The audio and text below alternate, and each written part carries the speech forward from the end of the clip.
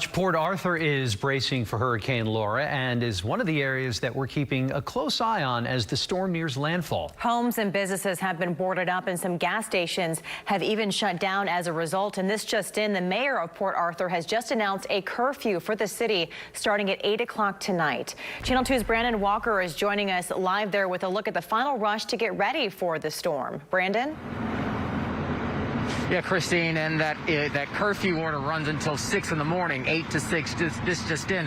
Where we are here at the Civic Center is on the back end. You may recall Roseanne Aragon being here yesterday. You can see people are still arriving here, and what will happen in the noon hour is the buses will be boarded the last trip from here, taking people to shelter. As we continue to walk here down this path on the back way of the Civic Center here, you see all of these buses loaded with bus drivers, and they are from all over the area, some from Louisiana, Mississippi, Alabama, and they're all here because they say they wanted to answer the call to help.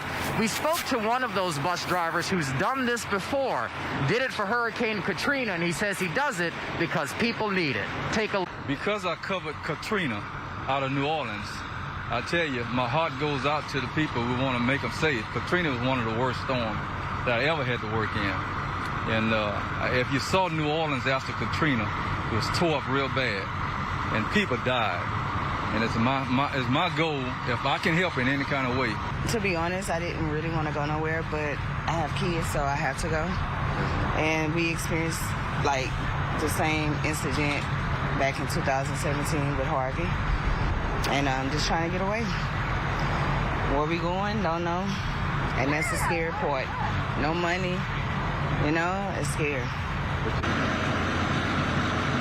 But Miss Samika, the lady from whom you just heard there, says that she has her life, she has her children's life, and that's what's important today as she arrives here at the Civic Center. She says she's not sure where they're headed on these buses, but what she knows is that she won't be here in Port Arthur as conditions deteriorate. So again, live as we are on the back end of the Civic Center, any minute now we're expecting people to be boarded onto these buses and taken to safety because that mandatory evacuation call remains in effect here in Port Arthur, but also, as you mentioned, Christine, a curfew going into effect tonight at 8, standing until 6 o'clock in the morning because officials don't think it's safe to be out and about here.